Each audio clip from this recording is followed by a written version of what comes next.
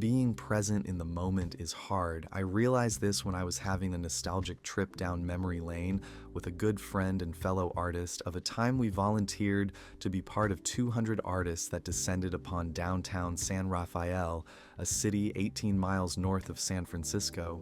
On a weekend in June, an event took place where several blocks of street were blocked off from traffic, and artists from all over the Bay Area filled those streets with vibrant chalk art paintings to benefit a good cause.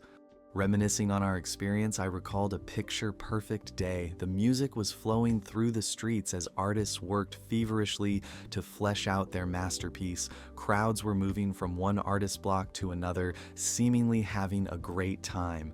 I felt so much gratitude for being a part of this day. It was one of those rare moments where I felt in tune and so connected with everything that was around me. I wish I could capture the essence of this day and sprinkle it to everyday life.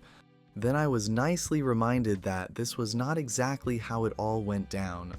My friend, whom I shared that weekend experience with, was laughing and jokingly point out a few details that I conveniently edited out of my nostalgic movie.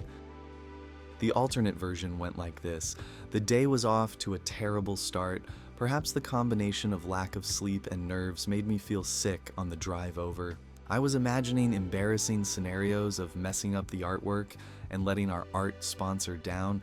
This unnecessarily heightened tensions with my co-artist, which made us argue over minor inconsequential details.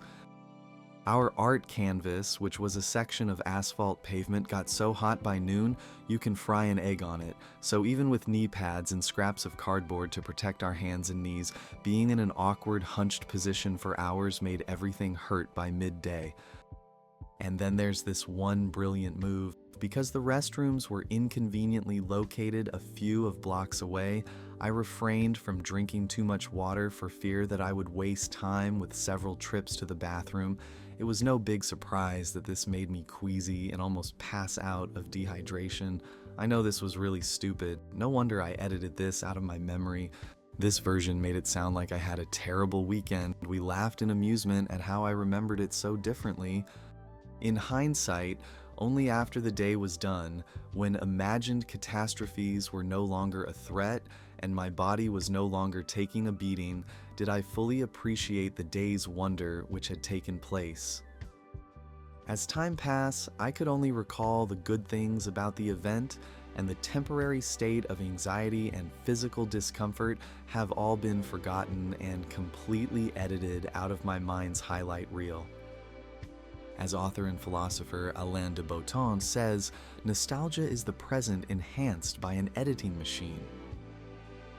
It is often difficult to fully appreciate the present when we are in the thick of it, juggling between imaginary fires to put out, our desire to control the outcome, fear of disappointing others, our moods that shift from moment to moment, or the fatigue we feel as energy drains from our body throughout the day.